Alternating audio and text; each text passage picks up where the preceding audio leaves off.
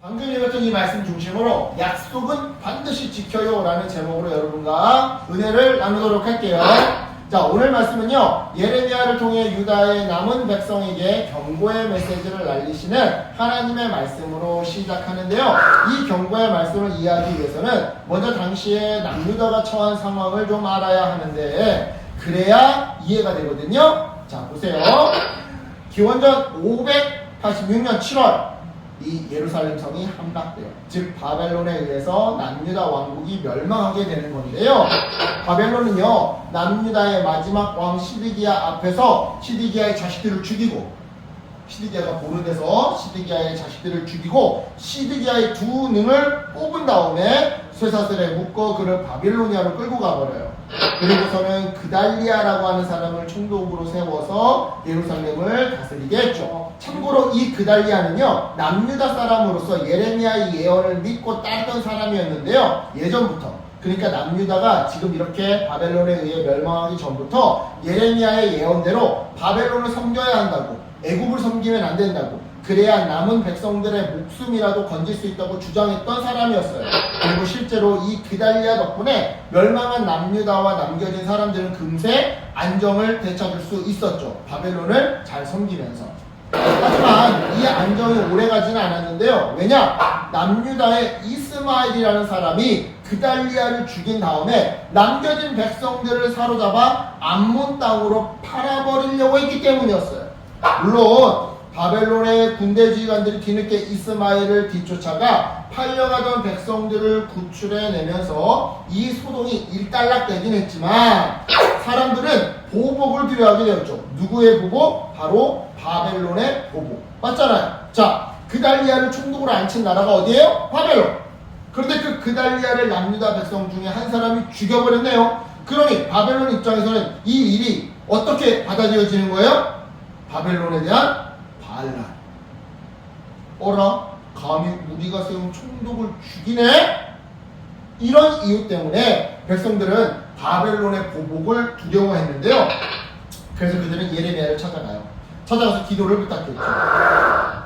이 위기 상황에서 당장 어디로 가야 하고 또한 무엇을 해야 하겠습니까? 하나님의 응답이 무엇이든 우리의 입장에 좋든 싫든 무조건 하나님 말씀에 순종할 테니 제발 우리에게 길을 안내해 주십시오. 그래서 하나님은요, 예레미야를 통해 말씀을 주셨는데요. 그 내용은 이집트로 도망하는 것이 아니라 고향에, 그러니까 예루살렘에 계속 머무는 거였어요. 대신 하나님께서 바빌로니아 왕의 마음을 잘 이렇게 만지시고 움직여 주셔서 자비를 베풀게 할 테니, 그달리아가 죽었다고 해서 막 분노하는 게 아니라 오히려 용서를 베풀게 할 테니 걱정하지 말라고 하시면서 말이죠.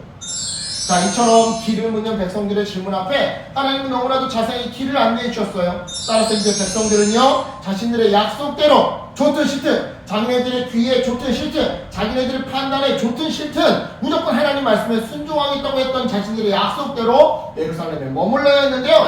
하지만 안타깝게도 그들은 그러지 않았어요.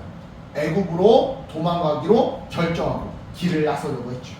자, 상황이 이렇게 되자 오늘 본문에서 하나님은요, 예레미야를 통해 경고의 말씀을 주셨는데요. 요약하자면 이런 내용이었어요. 애굽이 안전한 피난처가 될 수 없다. 그럼에도 너희들이 고집을 부리며 애굽에 가서 살겠다고 한다면 그곳 애굽에서 예루살렘에서와 같은 전쟁의 참화를 다시금 겪게 내가 만들 것이다. 이어서 예레미야는요, 불과 방금 전에 백성들이 하나님께 했던 맹세, 그러니까 좋든 싫든 하나님의 말씀에 토달지 않고 그대로 실천하겠다고 약속했던 그 맹세를 다시 언급하는데요. 드디어 이런 맹세를 했던 너희 백성들이 하나님 앞에서 치명적인 실수를 저질렀다고 꾸짖어요. 이렇게 말이죠. 여러분은 나를 여러분의 하나님이신 주님께 보내내서 나에게 간구했더랬습니다. 주 우리의 하나님께 우리를 위하여 기도를 드려주십시오. 그리고 주 우리의 하나님께서 말씀하시는 것이면 무엇이든지 그게 어떤 내용이든지 그대로 실천하겠습니다. 라고 말입니다. 그러나 여러분은 이 일로 치명적인 실수를 저질렀습니다. 그렇다면 여러분, 여기서 예레미야가 지적한 남유다 백성들의 치명적인 실수는 과연 무엇이었을까요? 그건 바로 약속을 어기는 행동이었어요. 즉 자기들이 급할 때는 약속을 지킬 테니 어떤 방법이라도 좀 알려달라고 해놓고서는 정작 자신들이 원하는 방법이 아닌 싫어하는 방법을 하나님이 알려주시자 약속을 어기고 자기들이 원하는 방법으로 선택을 했던 거죠. 따라서 바로 이 약속하기로 인해 남유다 백성들은 이집트에서 전쟁과 기근과 연병으로 죽게 될 건데요. 여기까지가 오늘 본문의 내용입니다. 그렇다면 오늘 본문을 통해 하나님이 주시는 교훈은 무엇일까요? 여러 가지 많은 교훈이 있겠지만 목사님은 그 중에 하나 바로 이것을 여러분과 나누고 싶은데 그게 뭐냐면 어떠한 상황에서도 약속은 반드시 지켜야 한다는 거예요. 어떠한 상황에서도 약속은 반드시 지켜야 한다. 자, 물어볼게요. 여러분들은 약속을 잘 지키세요? 아니요. 요즘에도 그러는지 모르겠지만 목사님 어렸을 때는요 누구랑 약속을 할 때 새끼손가락을 걸고 약속을 했더랬어요. 요즘도 그래요? 아니요. 아마도? 여긴 아니요? 며칠 전에 아빠랑 했는데. 아빠랑 새끼손가락 걸고 약속했어요? 네. 여러분 이처럼 약속을 할 때 새끼손가락을 거는 것은 어디에서부터 유래된 관습일까요? 오 맞아! 맞아! 바로 일본어 유비키리에서 유래됐다고 하는데요. 먼저 우리 새끼손가락 걸고 약속하는 이 약속을 영어 사전에 찾아보면 핑키 스웨어래요. 핑키 스웨어인데 영어 사전에서 이 핑키 스웨어의 유래 어디서부터 시작된 겁니까? 를 찾아보면 일본어 유비키리에서 유래됐다고 나와요. 이 유비키리란 무엇이냐? 바로 새끼손가락 자르기래요. 즉 약속을 할 때 증표로 새끼손가락을 잘라줬던 관습이 오늘날까지 여러 나라에 전파되면서 새끼손가락을 걸고 약속하는 문화로 전파되었다는 거죠. 그래요 여러분, 이처럼 약속은요 어기면 새끼손가락을 내어줄 정도로 중요하고 따라서 반드시 지켜야 하는 것이에요. 그래서 실제로 우리 하나님 아버지도 우리들과 여러분들과 맺은 구원의 약속을 반드시 지키시기 위해 자기의 새끼손가락을 잘라주는 정도가 아니라 자기의 독생자 아들 예수 그리스도의 목숨을 십자가에서 내어주셨던 건데요. 이처럼 하나님 아버지가 우리에게 약속 지키기에 모범을 보여주셨어요. 그것도 자기 새끼손가락 정도가 아니라 자기 아들 예수 그리스도의 목숨을 걸고 말이죠. 따라서 하나님 아버지의 이 모범적인 사랑 앞에서 우리는 어떻게 해야 할까요? 당연히 감동하고 감격하면서 우리도 하나님과의 약속을 그리고 옆사람과의 약속을 반드시 지켜야 하지 않을까요? 에이 목사님, 아무리 하나님 아버지가 모범을 보여줬다고 해도 우리한테 무슨 이득이 있다고 약속을 지켜야 하는 거죠? 여러분의 입장에서는 하나님과의 약속이 이웃과의 약속이 그저 귀찮은 숙제처럼 느껴질 수 있어요. 지키기 싫은데 괜히 약속해서 하기 싫은데 해야만 하는 숙제처럼 말이죠. 그런 여러분들에게 제가 약속의 힘에 대해서 설명하고 싶은데요. 약속의 힘. 옛날에 약속을 잘 이용하는 어떤 여자아이가 있었어요. 즉 원하는 것이 있으면 내가 이거 할 테니까 저거 꼭 사주세요 라고 일단 약속부터 받아놓는 그런 아이가 있었던 거죠. 한 번은 이 아이가 자기 아빠한테 자전거를 사달라고 했대요. 그래서 아빠가 아직은 어리니까 좀 크면 사줄게 라고 약속을 했는데요. 그래서 이 여자아이가 어떻게 했는지 아세요? 1년이 지나자 그때부터 사달라고 사정을 하지 않고 아주 당당하게 자전거를 요구하더래요. 왜요? 약속했으니까. 약속했으니까 난 그 약속대로 좀 컸으니까 아빠도 약속을 지키라는 거죠. 자, 여러분 이 짧은 이야기를 통해서 우리는 약속의 힘을 깨달을 수 있는데요. 오늘 본문에서 백성들이 하나님과의 약속을 지켰다면, 그러니까 약속대로 이집트로 도망가지 않고 그냥 예루살렘에 남아있었다면 그들은 하나님께 아주 당당하게 요구할 수 있었을 거예요. 이렇게 말이죠. 하나님, 약속대로 바벨론 왕의 마음을 움직여 주시사 그달리아 사망사건으로 인한 보복이 이루어지지 않게 해주세요 라고 말이죠. 하지만 그들은 약속을 어겨버렸고요. 그 결과 하나님께 아주 당당하게 요구할 수 있는 약속의 힘을 누릴 수 없었던 건데요. 이처럼 여러분, 비록 귀찮지만, 그래서 하기 싫은 숙제처럼 느껴지지만 하나님과의 약속을 지키잖아요. 그럼 우리도 하나님께 약속한 내용을 아주 당당하게 요구할 수 있어요.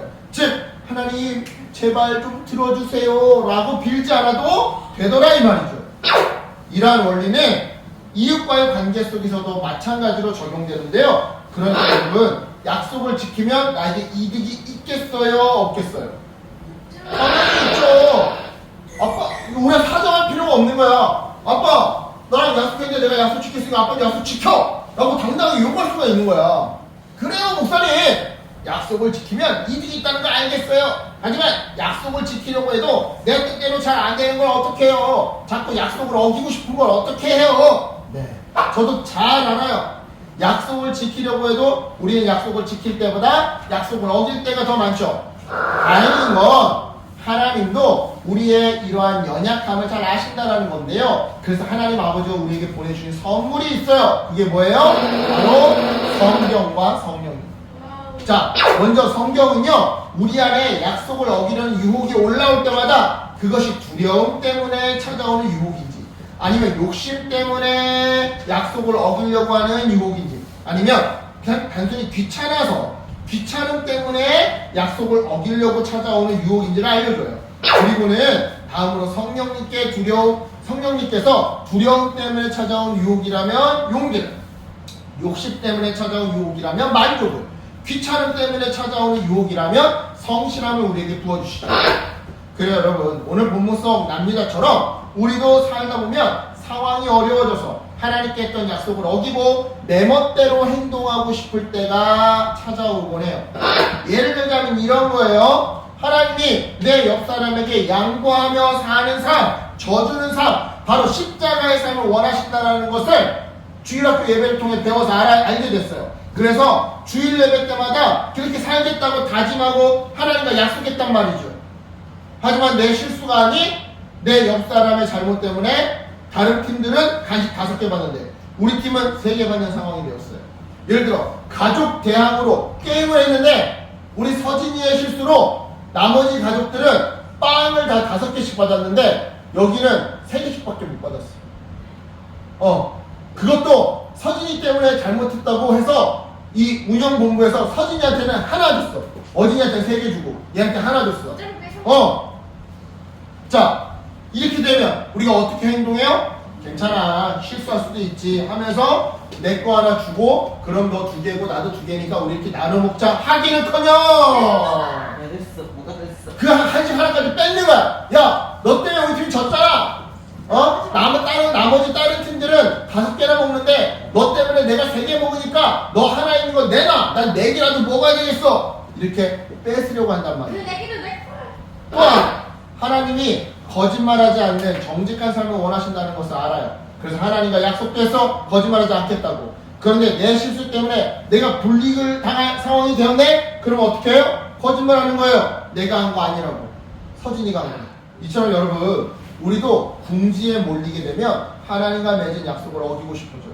하지만 그러면 된다 안 된다? 안 돼. 안 돼. 왜요? 약속은 하나님의 축복을 당당하게 요구할 수 있는 통로거든요.